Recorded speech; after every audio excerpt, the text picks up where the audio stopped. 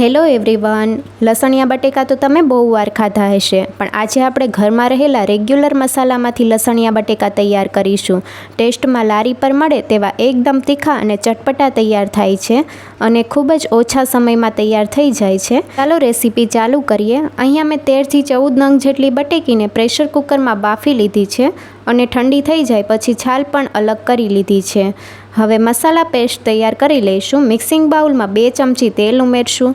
સાથે 1 ચમચી કાશ્મીરી લાલ મરચું પાવડર ઉમેરશું, જેનાથી કલર સારો આવે છે. અડધી ચમચી લાલ મરચું પાવડર.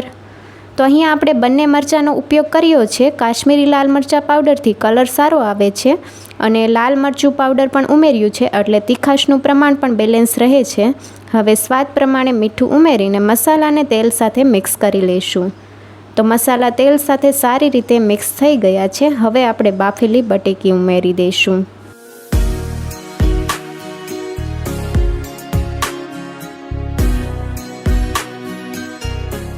બાઉલમાં બધી બટેકી ઉમેરી દીધી છે. બટેકીને મસાલા સાથે સારી રીતે કોટ કરી લઈશું.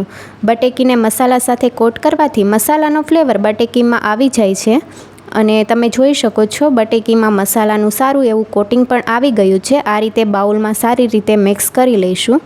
હવે બટેકીને ઢાંકણ ઢાંકીને મૂકી દઈશું. ત્યાં સુધીમાં આપણે લસણ અને મરચાંની પેસ્ટ તૈયાર કરી લઈશું.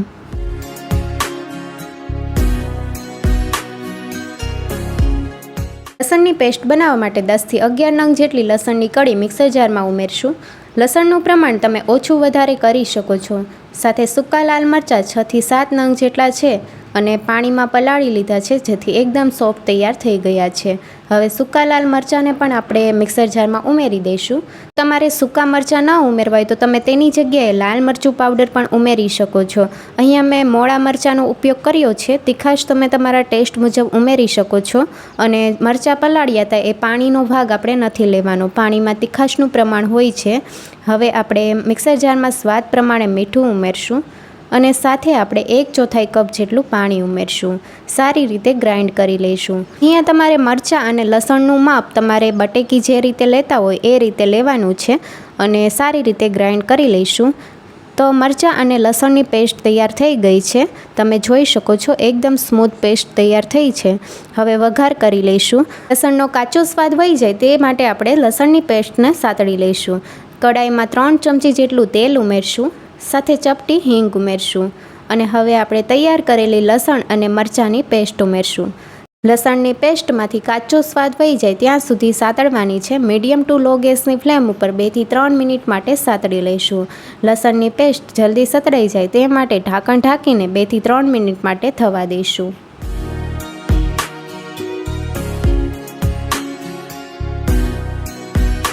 લગભગ 2 મિનિટ જેવું થઈ ગયું છે. ઢાંકણ ખોલીને ચેક કરી લઈશું. તો લસણની પેસ્ટ સારી રીતે સતળાઈ ગઈ છે. તો હવે અહીંયા બાકીના મસાલા ઉમેરશું. અડધી ચમચી લાલ મરચું પાવડર. તીખાશ તમે તમારા ટેસ્ટ મુજબ કરી શકો છો. અને 1 ચમચી ધાણા જીરું પાવડર. 1/4 ચમચી હળદર પાવડર. સાથે 1/4 ચમચી ગરમ મસાલા પાવડર ઉમેરશું. બધા મસાલાને સારી રીતે પેસ્ટમાં મિક્સ કરી લઈશું. ગેસની ફ્લેમ ધીમી રાખવાની છે અને અડધી મિનિટ માટે મસાલાને સારી રીતે મિક્સ કરી લઈશું, જેથી મસાલાનો ફ્લેવર લસણની પેસ્ટમાં સારી રીતે આવી જશે. તો તમે જોઈ શકો છો મસાલા પણ સારી રીતે કૂક થઈ ગયા છે અને સાઈડમાંથી તેલ પણ છૂટું પડવા લાગ્યું છે. તો આ સમયે ગેસની ફ્લેમ બંધ કરી દઈશું. લસણની પેસ્ટ તૈયાર થઈ ગઈ છે.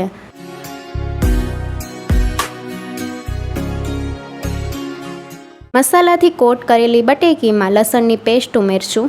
સાથે એકદમ ચટપટા બનાવવા માટે અહીંયા મેં અડધા લીંબુનો રસ ઉમેર્યો છે. લીંબુનો રસ તમે તમારા ટેસ્ટ મુજબ ઓછો વધારે કરી શકો છો.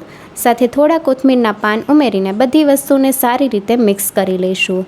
ઘરમાં રહેલા રેગ્યુલર મસાલાનો ઉપયોગ કરીને એકદમ લારી પર મળે તેવા લસણિયા બટેકા તૈયાર થઈ ગયા છે. હવે લસણિયા બટેકા સાથે ખાવાની મજા આવે એવા ભૂંગળા તળી લઈશું.